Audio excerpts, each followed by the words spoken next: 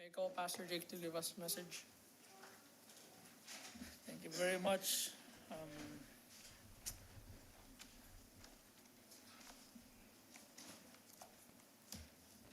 Okay, muli po ay good morning po sa inyo lahat. Okay. We are still in 1 Thessalonians. And actually, I didn't complete my message last first Sunday, if I'm not mistaken, first Sunday, because I don't want to take more time in preaching, because somehow, or some of you, when you feel hungry, you are looking to me like adobo, like sinigang, like fried chicken. Okay. 1 Thessalonians chapter 3.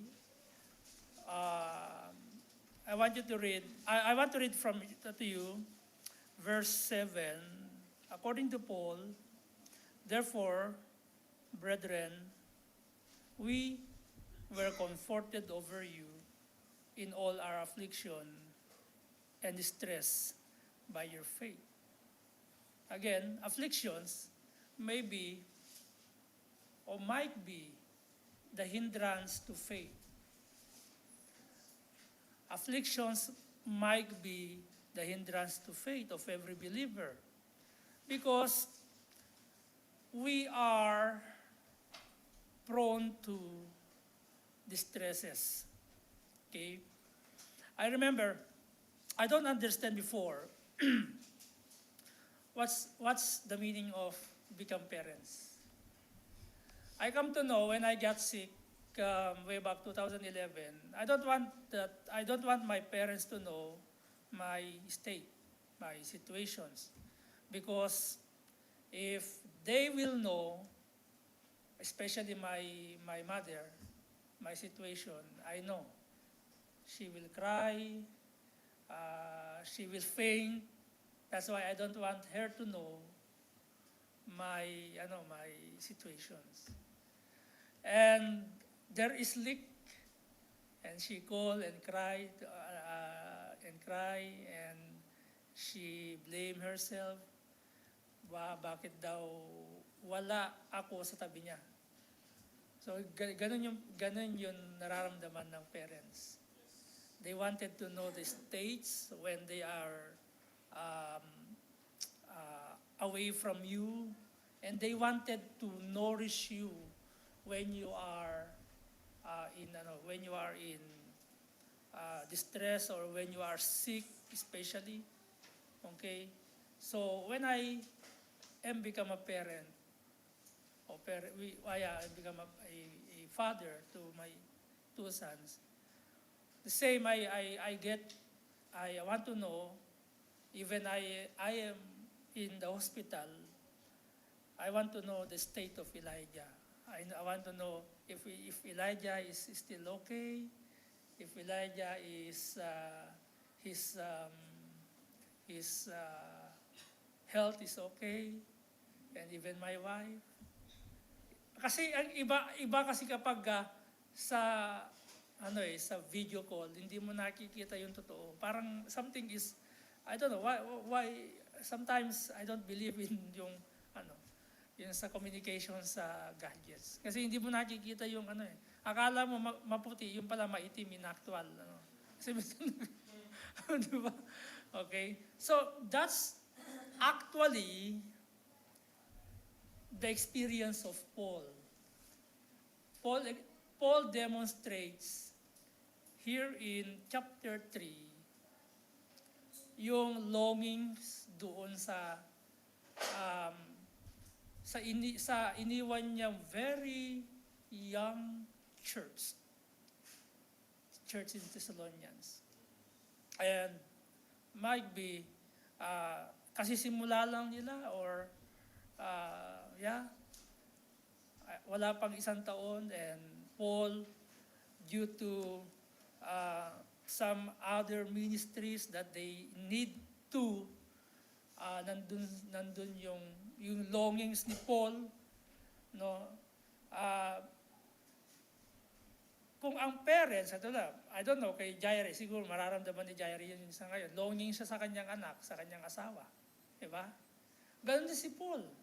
Longing. And nandun yung first na paano kaya yung iniwan ko doon. Paano kaya yung disciple ko doon, sino kaya yung nag-aalaga, ano kaya, nagme-memory verse pa ba kaya siya, nagbabasa pa kaya siya ng Bible, nagpe-pray pa kaya siya, what else? Right? Ganon din po sa parents. If you are a good parents to your children, lahat ng longings na yun, lahat ng fears sa anak mo, sa mga anak mo nandun. Iniisip mo, you might be thinking, yung anak ko, nagtitake pa kaya ng vitamins yun? Ilang kilo na kaya siya? Baka kaya pumayat na si Elijah? Oo, di ba? Okay? O kaya si Elisha, baka mamaya magdudugo yung nose niya, wala ako sa tabi niya, di ba? Nandun yung longings. That's why, again, ang sabi ni Paul, therefore, brethren, we were comforted over you. Ang kausap niya dito, sa sulat niya ay mga believers in Thessalonica. Okay? The overall theme is that steadfast faith brings glory, joy, comfort, and reassurance. Steadfast faith or unwavering faith, another term, brings glory, joy, comfort, and reassurance. Ang matatag na pananampalataya ay nagdudulot ng karangalan, kagalakan, kaaliwan, at kapanatagan ng loob. Amen?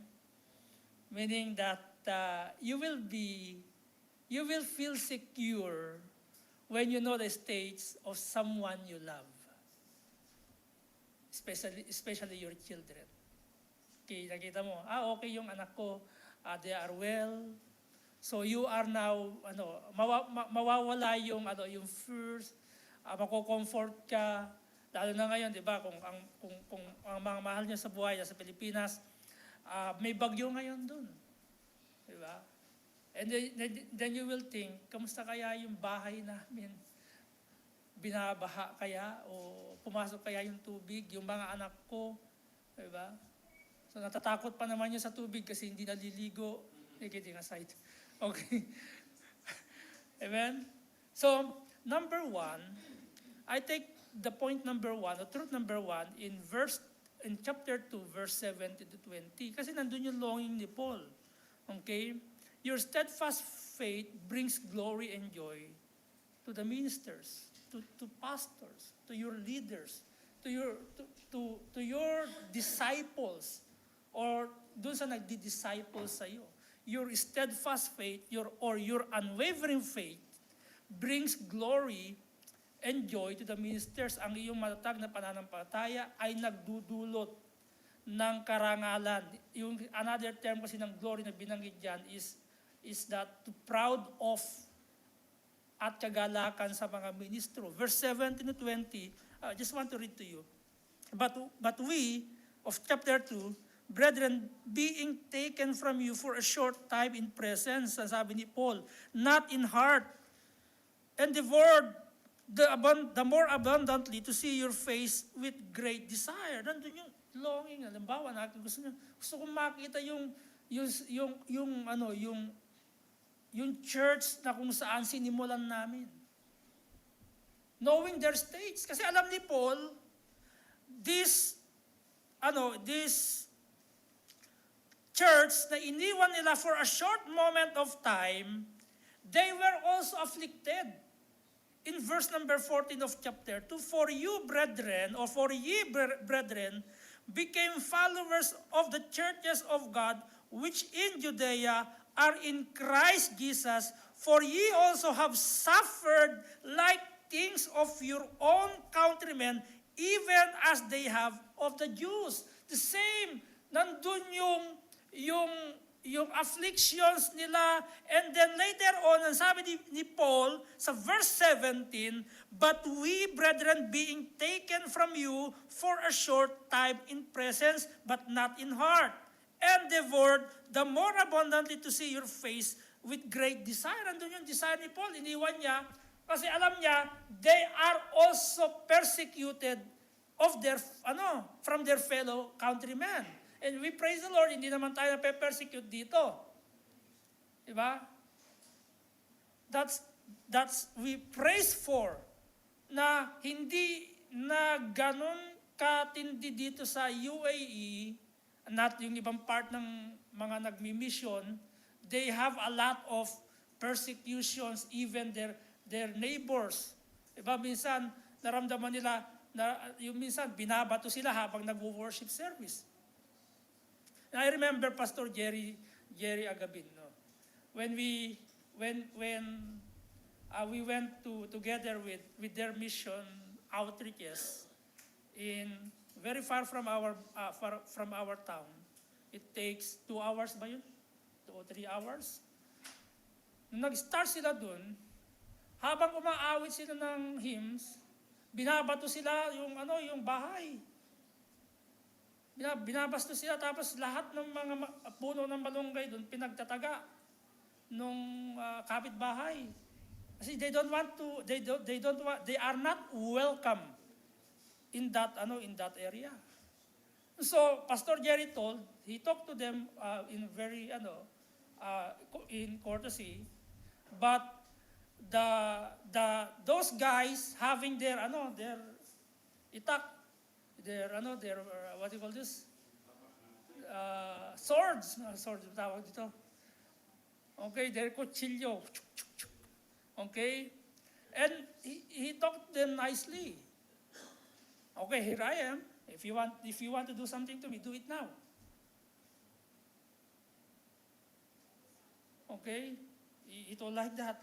So, nandun yung ibig sabihin, they are persecuted in this passage, or the church of Thessalonians. That's why, nandun yung longing ni Paul, ano kaya nangyari sa kanila? Diba, ang hirap kaya ng ganun. Ikaw yung nagsimula ka doon, you love the people there, you love their souls, and then later on, you will depart for a short time. Like, halimbawa, yung anak mo, kapapanganak mo lang 6 months, and because of your work, diba? Tapos iiwan mo kung sino-sino yung magpag-iwan. I don't know kay Sister Arlene ngayon, diba? Tapos na yung kanyang feeding period na binibigay yung maternity. Okay? Tapos na yun eh. Sino mag-aalaga sa anak mo after that? So you are longing, iiwan mo in the short moment, for how many hours, and then you will become stressed, not knowing sino kaya kinakain ng anak ko, pinadede kaya, o kaya sinubuan kaya ng pinabaon ko na carrots at saka di ba? So, yung longings ni Paul. Okay? Verse 18, wherefore, we would have come unto you, even I, Paul, but there is an hindrance here. Once and again, ang sabi ni Paul, verse number 18, but Satan hindered us. See, if we are active in the ministry, Satan also is active in the ministry of hindering you. Yes. Di ba? Ang daming hindrance eh. Kaya nga, hindi pwede na lahat na nagbi-ministry ka at walang sufferings. Nagbi-ministry ka, walang salungat. Laging may salungat yun. Di ba? Amen? Kaya yung Kristiyano o yung pastor na hindi, na hindi sumasalungat sa kanya yung sitwasyon, baka iba yung kakampi niya. Ayun ang masakit dun eh. Kakampi niya pala si Satanas. Kasi the more na ginagawa mo according to the Bible, and then Satan will try every effort he will do to hinder you. The same sa pagpunta sa church. Ang daming hindrances. Sabi ni Paul, but once and again, but Satan hindered us. Gusto niyang pumunta at balikan sila, kasi longing siya makita. Sa verse 17, for what is our hope? Okay? Sa verse 19, or joy, or crown of rejoicing, are not even ye in the presence of our Lord Jesus Christ at His coming? Nandun niya lang yung encouragement ni Paul. For, sabi niya, for ye are our glory and joy. So pumasok doon yung ikinararangal ko at nagagalak ako. Diba? Dahil sa inyong pananampalataya. So steadfast faith leaves a proud and admirable impression to your pastors, to your leaders, or to our ministers. Okay? Steadfast faith is comforting. Halimbawa, nakita mo, anak mo malusog. Di ba, nako-comfort ka? Correct? Hindi mo nakikita anak mo kasi kabilaman ng malayo ka sa kanya, pero nakikita mo, you know your children's state, their status, their situations, they are 3 times a day, they are eating, they are in good condition, okay? What is your, ano yung magiging pakiramdam mo? Yung feelings mo. You will become comforted. Amen? The same Paul in the ministry. When he knows their state, he becomes what? Comforted. Amen? That's the cares of Apostle Paul to the church in Thessalonica. Okay? And then truth number 2, actually pinagdaanan na natin to, yung truth number 1 and 2. I just want to give a short brief of okay? Strive to strengthen the faith, encourage and comfort the brethren. Strive, sabihin, you should to give an effort. Kasi sa chapter 3, pumasok dito sabi ni Paul, wherefore, when we could no longer forbear, we thought it good to be left at Athens alone. Actually, makikita niyo ito sa chapter 17 of book of Acts. Okay? Sino yung kumuha sa inyo ng subject ng book of Acts? Wala dito, di ba? Si Brother Benji pala, kabati. Okay? Tuturo ngayon kasi sa BJ. Okay. Ang sabi sa verse number 2, and send Timotheus, our brother, and minister of God, and our fellow laborer in the gospel of Christ, to establish you and to comfort you concerning your faith. So that's why, in my lesson, truth number 2 is that strive to strengthen the faith and encourage and comfort the brethren. Pagsikapan, okay, patatagin ang pananampalataya at palakasin ang loob at aliwin ang mga kapatid. If I can't do, for example, halimbawa, nung I try many times to go to Kuwait, hindi ko, ang daming hindrance. So, I sent Preacher Albert. And I desire to send Preacher Andre. And I desire to send Preacher Benji. In order to comfort the brethren there, to encourage the brethren in Kuwait. That's my desires. Kasi I am longing to go with them. St. Paul, he is longing to see them, but then again, once and again, sabi niya, Satan, hindrance. So ngayon, may option si Paul. What's Paul's option? Send Timotheus or send Timothy to know their state, to encourage them, to comfort them. Why? Verse number 3, that no man should, also verse number 2, sa last phrase, or I will read verse number 2 again, and send Timotheus, our brother and minister of God, and fellow laborer in the gospel of Christ. Here is the thing, to establish you, yung purpose niya, to comfort you concerning your faith. That no man should be moved by these afflictions. For yourselves know, Ang sabi ni Pablo, that we are appointed thereto. Ang sabi niya sa verse number 4, for verily, when we were with you, we told you before that we should suffer tribulation, even as it came to pass, and you know. Pinaalala ni Paul, na alam nyo, sinabi namin na magkasama pa tayo, na we are destined to this affliction. Okay? So, ibig sabihin, afflictions is what? Part of your life as a believers. Last Friday, I'll be the chapel speaker sa BBCA. And they gave me the traits blessed. Kasi di ko alam kung yung ginamit ng ACE ay topical or expository. So I make my own according to what I have studied, and what I when I read the passage, actually start from verse number 2, nandun na yung makikita mo yung tema. And so ibig sabihin, sabi kasi ni James, my brethren, count it all joy when you fall into diverse temptations or diverse trials in life. That's why, dito makikita natin patunay na yung pagsubok sa buhay, kung ikaw ay mananampalataya, yan ay bahagi ng iyong pamumuhay.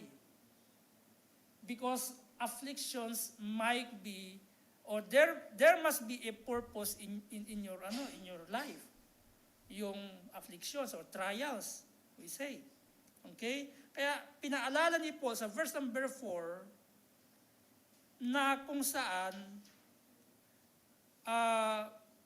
sa verse number 3, for yourselves know that we were appointed or destined to. Ang sabi niya, for verily, when we were with you, we told you before that we should suffer tribulation, even as it came to pass, and you know. Kaya nandun yung care, nandun yung longings ni Paul. Kaya gumawa si Paul ng options 2, kung hindi siya makapunta, sinubukan niya, anong ginawa niya? Paul sent Timothy in chapter 3. Okay? To comfort them. So, we actually, makikita po natin dito, nag-i-strive sila to strengthen to strengthen one another. To strengthen the weak point. Okay? To strengthen those who are new. Nandun. Diba? Pag yung anak nyo, siyempre, ano pa yung anak nyo, tama dito, they are prone to danger pa. Ano bang ginagawa natin pag sila ay inaalalayan natin sila, di ba? Tama? Pag naglalakad. At kapag ganyan-ganyan, nandun ka naman, nakaganyan ka din, nakaalalay ka. Tama po ba? The same. Inaalalayan, gusto alalayan ni Paul, but once and again, sabi ni Paul, Satan hindered us. So option number 2, send Timotheus to them. Kaya kung babasahin niyo po yung whole story nasa Acts chapter 17 po yun. Okay? So yun. Makikita po natin dito, in subpoint A, we should to aid each other's needs of encouragement.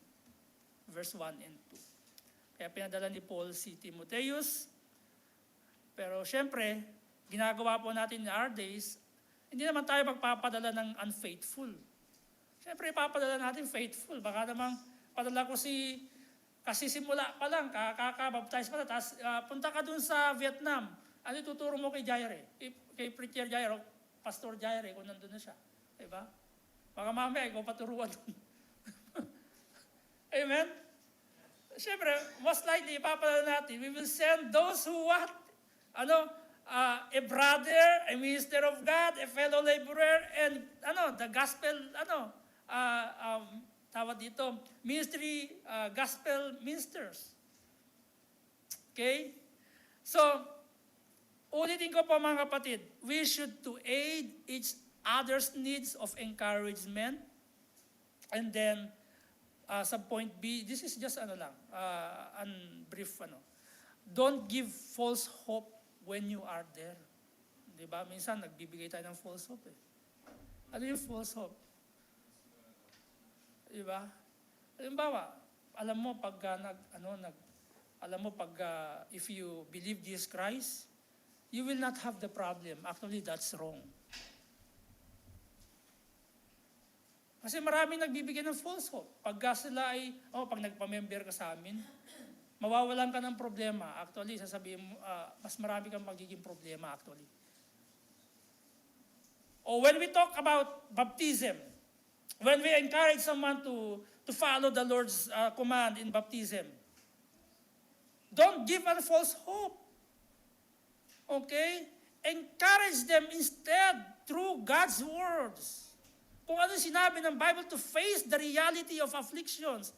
Verse number 4. Sinabi ni Paul, the reality of afflictions. We should to tell the reality of afflictions. Okay? We need to tell the truth. Don't give false hope.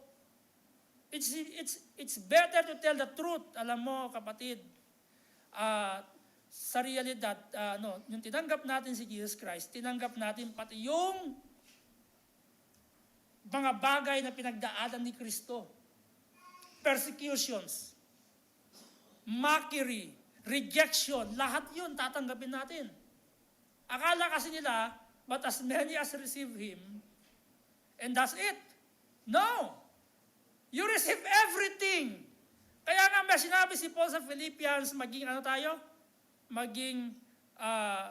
maki-fellowship of the cross, sa sufferings. Bahagi tayo dun, Brother Sandro. Amen. Kaya pag nagpe-pray ka, Lord, help me by your grace to face these afflictions, these trials. Again, these trials there is a purpose on it.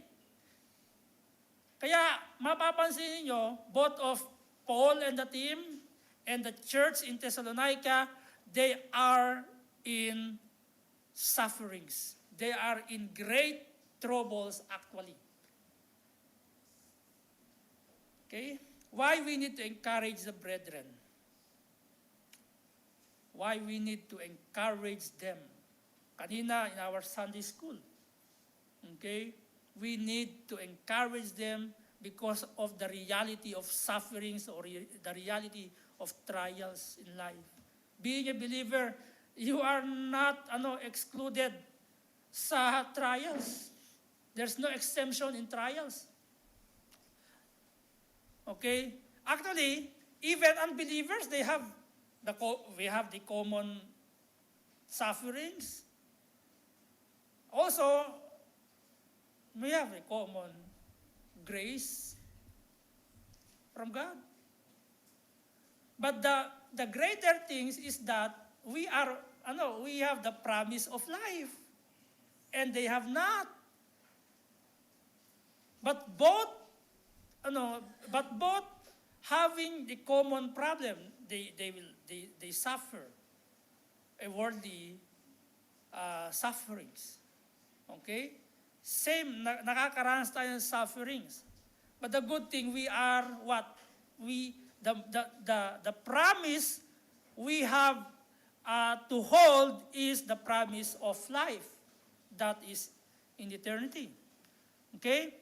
So, why we need to encourage the brethren? Because the reality of the sufferings, okay, into our service, brethren, we cannot avoid sufferings in our service to God. Kung tayo ay naglilingkod man ng tapat sa Diyos, bahagi ng inyong paglilingkod, kahit na matapat kayo, yung pagsubok sa buhay. Okay? we would be better face it with faith.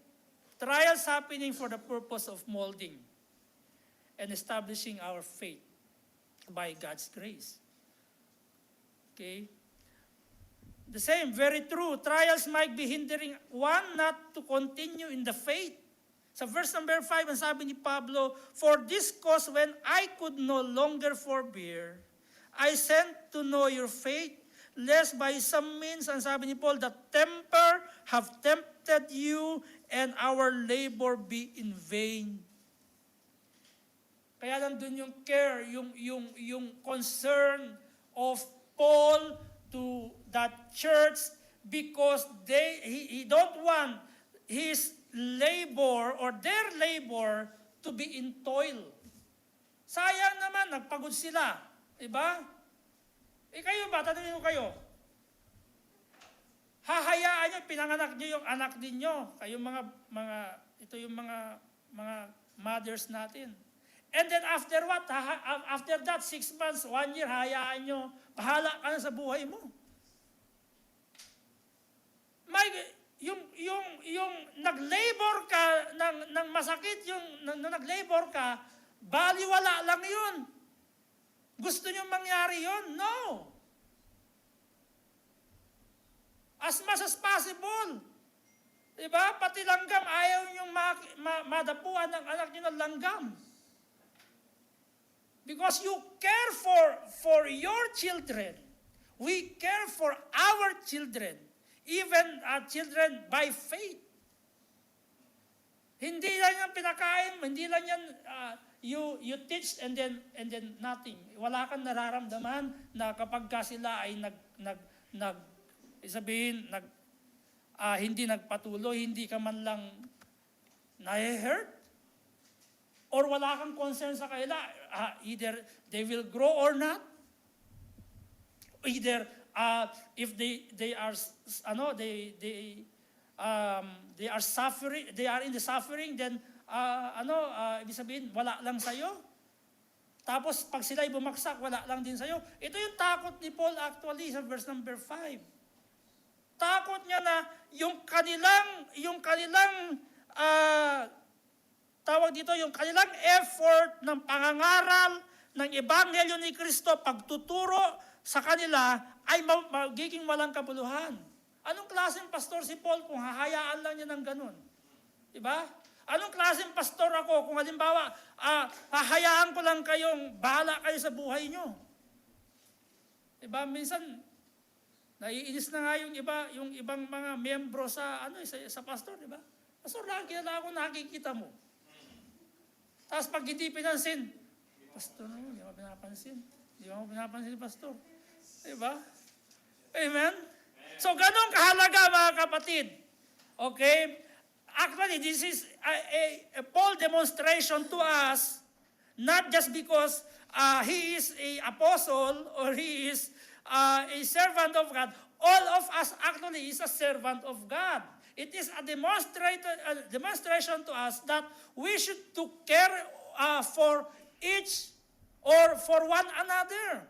Ganon din-demonstrate ni Paul. You don't want that your labor, nag-soul winning ka, you bring them in the church, you nourish them, and later on, they come to know the Lord Jesus Christ, they grow, and then after that, you left them alone.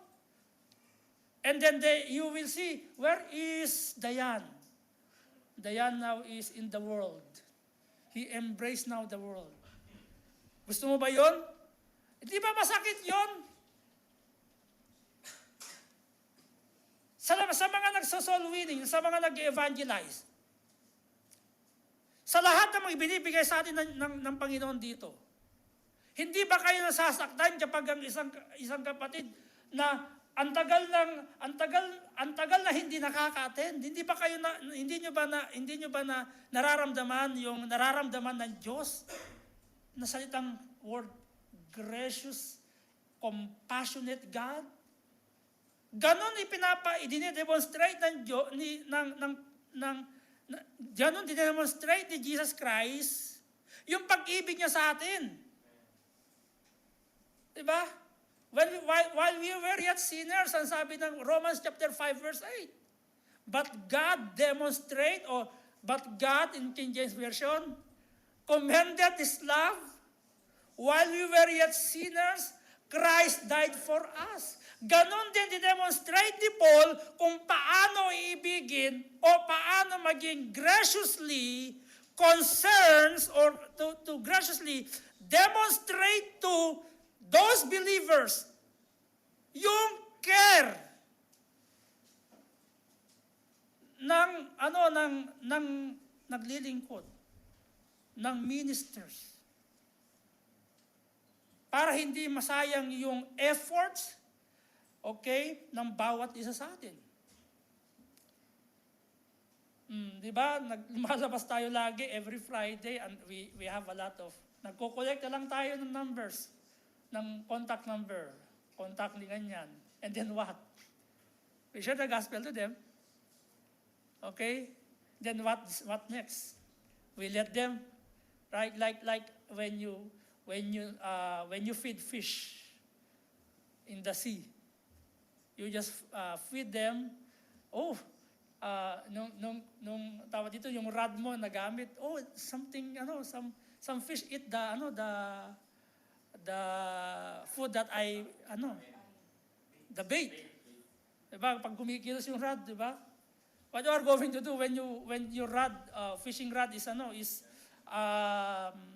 someone is pulling it. Okay? So you should to catch with effort. Okay? So, same like when you go in the church. You have a lot of effort, di ba? Effort, nagbihis kayo, nagtaxi kayo, nagising kayo ng maaga even though you sleep very late, or you don't have sleep, or your sleep is just 3 hours, 4 hours, 5 hours, and then gumising ka, and then pumunta ka dito, you let Satan ruin your time in worshiping God. Diba? Sayang yung effort mo. Nandito ka na rin lang, be active, be attentive in listening God's words. Despite of your situations right now, despite of you have just 3 hours of sleep, or 2 hours, or you are tired last night, okay? But para hindi masayang, ang ginawa ni Paul, he sent Timothy to nourish them. Okay? So we must to strive, to encourage. Strive means effort. Magbigay ng effort. Meron tayong, mabilis na lang po ngayon yung way of transportation. Hindi katulad nila Paul. Ang dami nilang pinagdaanan. Bangka, tagal eh. Kaya kung uuwi ka sa Pilipinas at magsisi ka, it takes 1 month yun bago ka makarating sa Pilipinas. Okay? And nowadays, it's just 8 hours. Nasa Pilipinas ka na. Ilang hours yung Vietnam to 7 hours. To UAE. Diba? Napakabilis. Meron tayong, sasakyan natin ngayon, mabibilis. Yung sasakyan nila yung mga camel lang.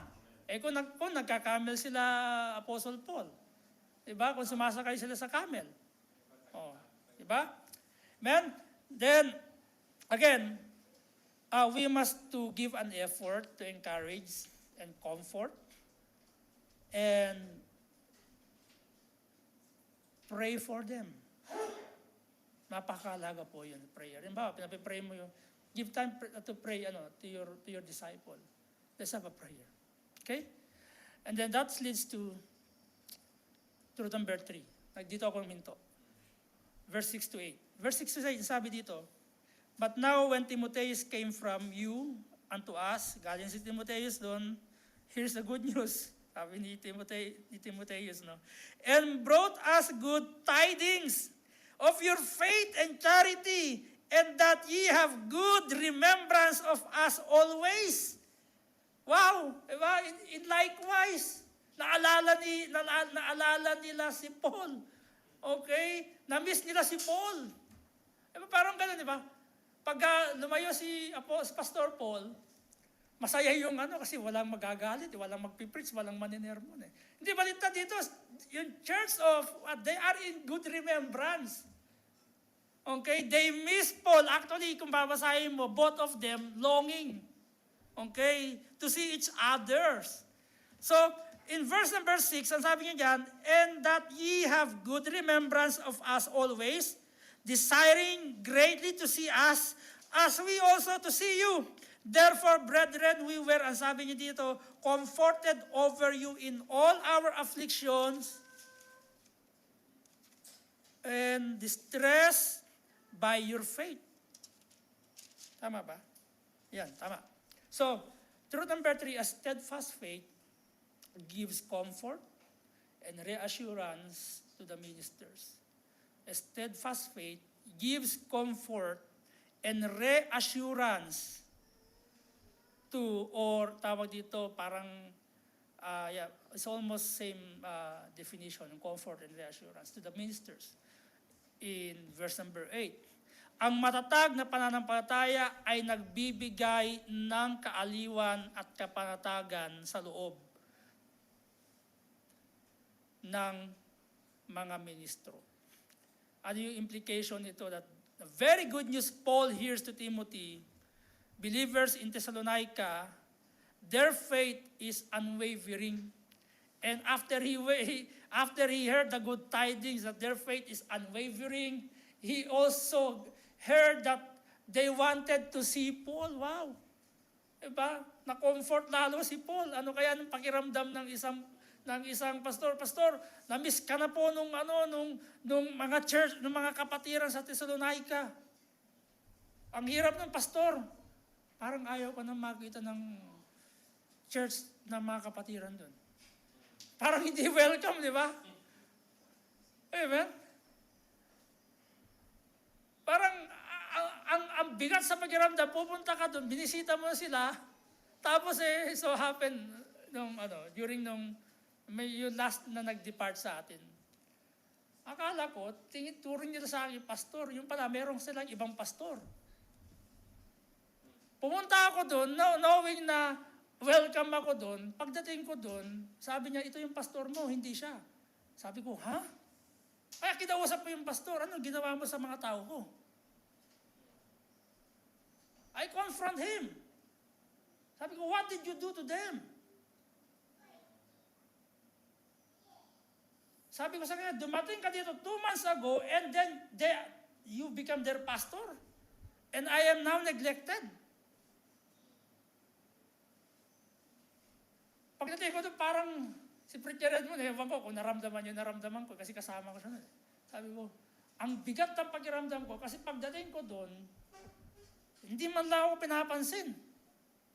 Gusto niyo bang ganun? Sabi ni Paul, ayaw, di ba? They are longing to see Paul.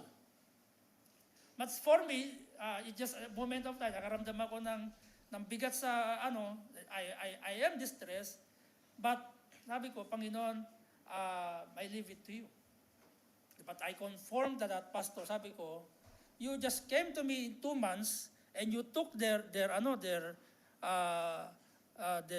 hearts. Ngayon tuloy, hindi na sila nagpatuloy.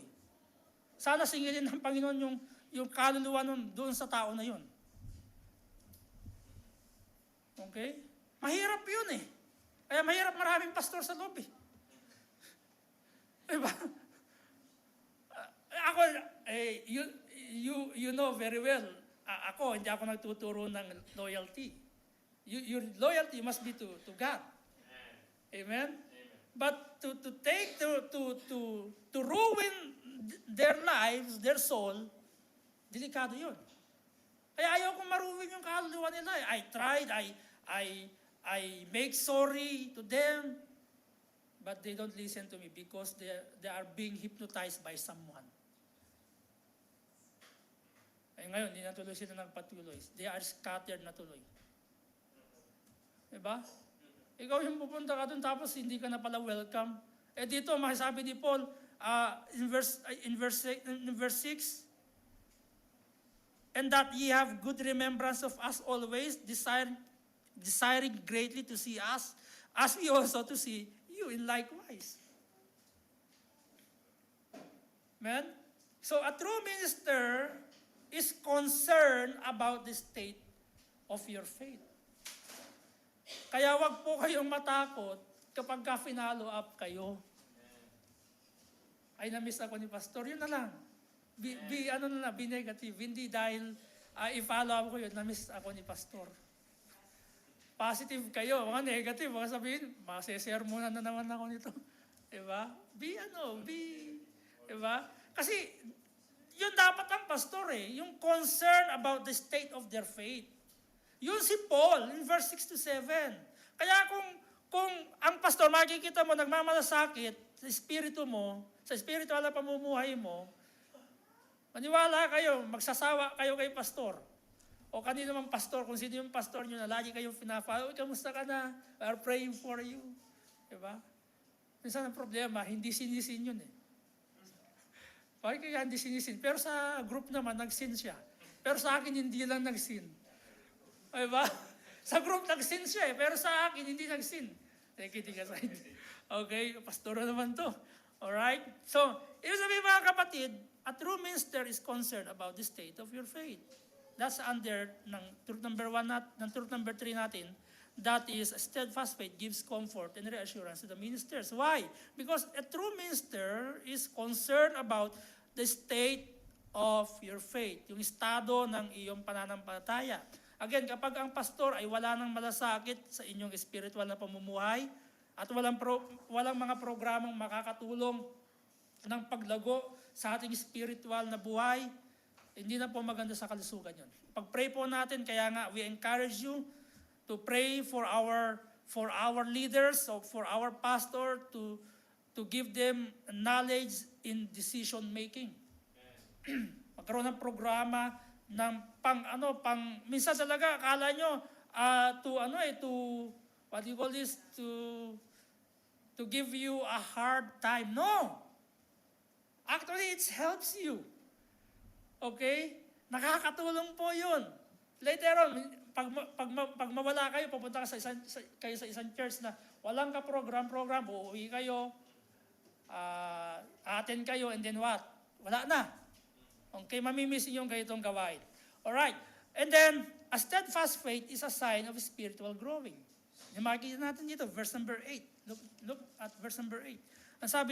Ang sabi ni Paul dito, for now we live if ye stand fast in the Lord. For now we live if ye stand fast in the Lord. So again, a steadfast faith is a sign of spiritual growing. Nag-grow siya. Kasi nanatili siya Okay, and comforts to the minister. Again, Paul implies here of his concern to their spiritual growth and faith to God. So, what is the characteristic of the Thessalonian believers here? Ano yung characteristic nila? Never give up. Despite na wala si Paul sa kanila, but they don't give up in their faith, even in the midst of afflictions. Minsan po kasi ganun Ganun ang sistema ng tao, ng church. Wala silang pastor. Then, ginagawa nila, maraming umalis. Diba? Walang nag-aalaga sa kanila. Parang ganito lang sinasabi, lagi natin sinasabi. Wala yung pusa, ang daga ay nag-e-enjoy. Diba? Parang bagang tingin sa pastor, pusa Pusa, hindi yung pusa, baka kainin tayo ng pusa. No! Okay? Nandaga pala. Saan ang pusa? Nalilito tuloy ako sa daga sa pusa. Diba? Wala si Jerry. Tuwan-tuwa si Tom. Tom and Jerry, diba? Okay? Si Tom. Okay? So, their characters is what? Never give up in their faith, even in the midst of affliction. So, we must to be strong in our faith despite of tribulations, despite of trials. Kaya sabi ni Paul sa 1 Corinthians chapter 16 verse 13, this is his encouragement. Watch ye, stand fast in the faith, with you like men, and be strong. The minister's joy is to see that your faith remains steadfast. 8 to 10. Okay, the minister's joy is to see that your faith remains steadfast.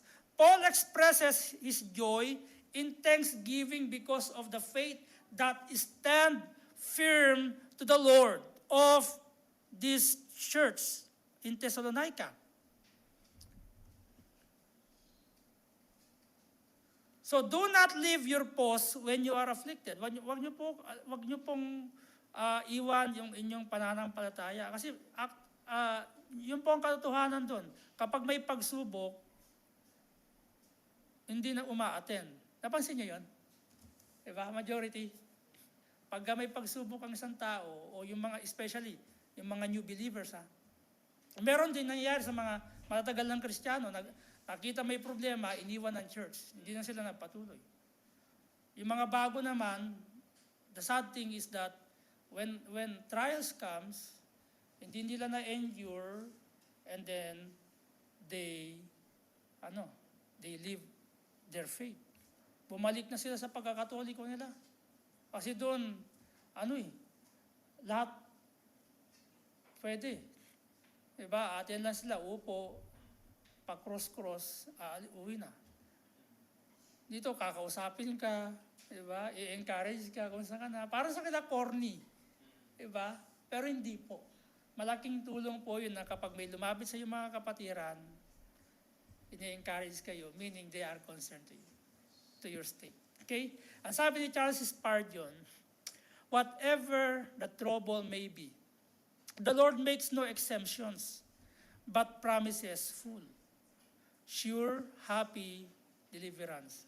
He will Himself work out our deliverance by His own hand. Ang sabi ni Spurgeon, we believe it, and the Lord honors faith.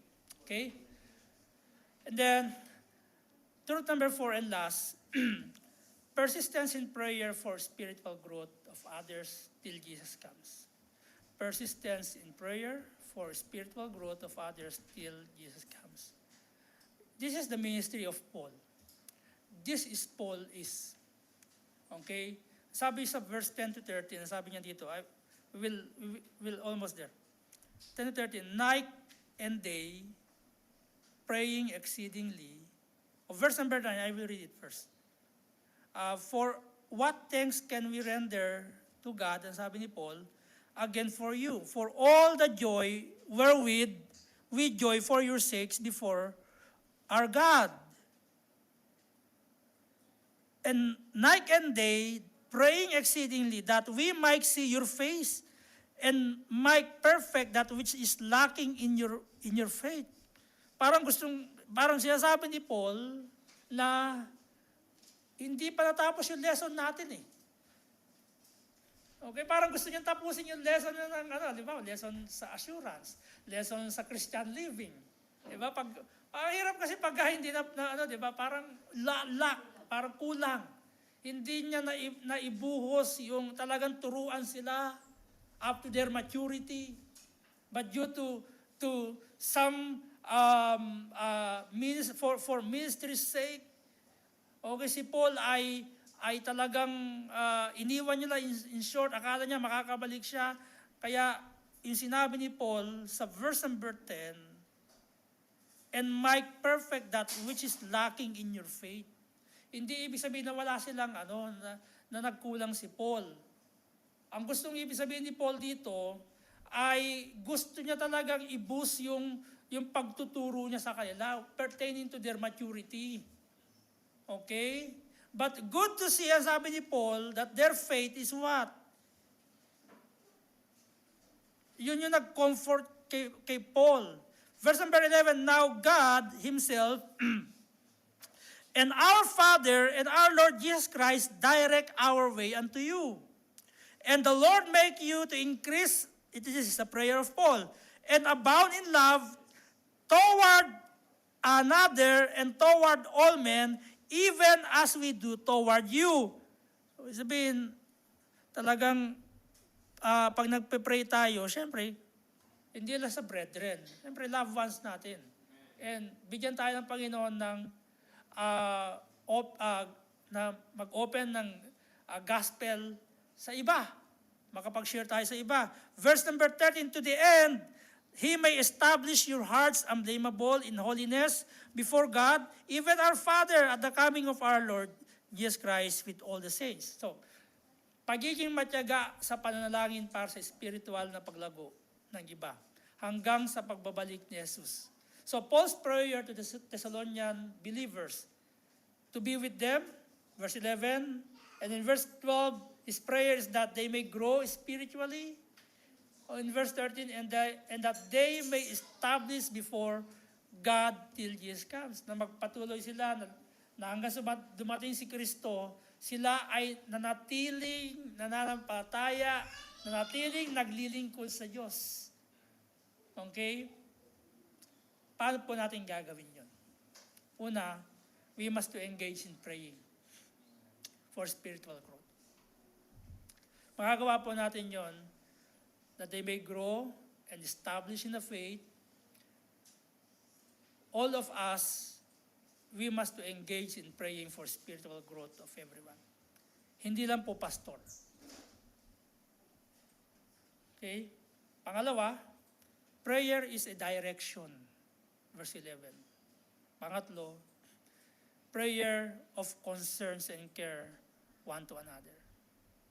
Pangapat, a prayer that may the Lord causes us to increase in compassion one to another and the spiritual growth of all saints. That should be, we must pray. Specifically, especially yung disciples ninyo, especially yung mga kapatiran, even yung mga kapatiran dito, yun yung kasi yung demonstration of Paul even in his prayer time, in his prayer life. Yung spiritual growth of Thessalonian believers. That's the ministry we have.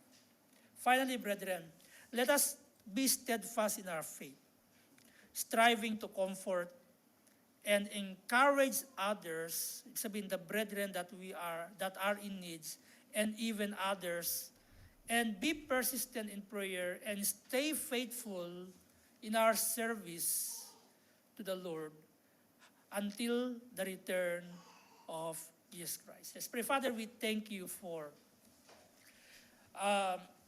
the demonstration of Paul on how we become or how we care one another, Panginoon Diyos. It is our responsibility as a believer to care, to have concern for the state or for the situations or states of the faith of one another. Especially, Panginoon, yung mga nagsisimula. Yung mga just a year pa lang nagiging believer, we must to encourage them to continue in their faith. Despite, Panginoon, that sufferings attached in our lives,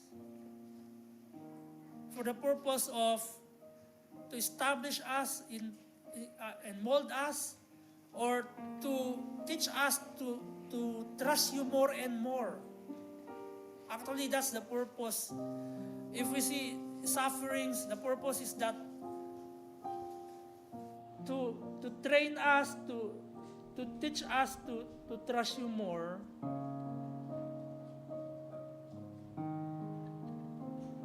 That our faith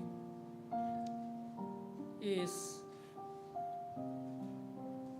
established. Lord, may you help everyone. Not just we pray for the new ones or the new believers, also for us na matagal ng mga mananampalataya na magpatuloy despite na may mga pinagdadaanan, that we should to continue even we are 50 years or 30 years or 40 years, 30 years, 20 years, 10 years, 5 years in the ministry.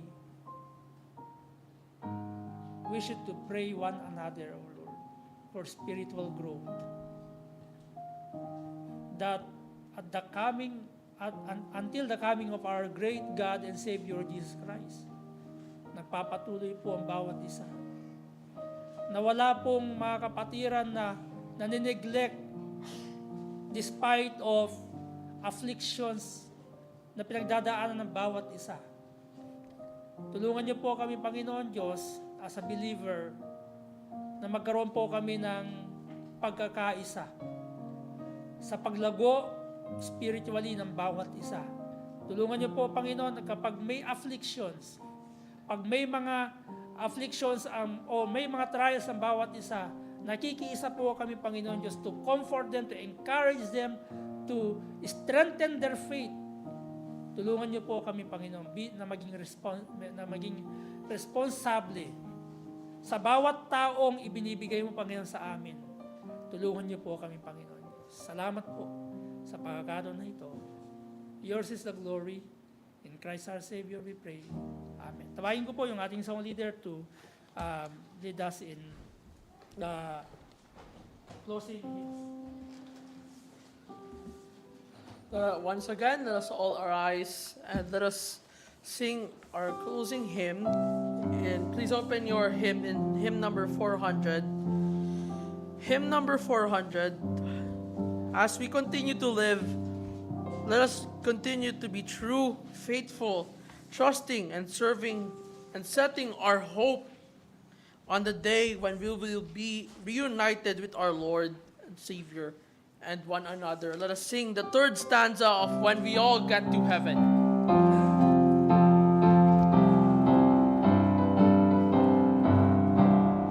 Let us then be true and faithful, trusting, serving every day. Just one glimpse of Him in glory will the toils of life repay. When we all get to heaven, what a day of rejoicing that will be. When we all see Jesus, we'll sing and shout the victory.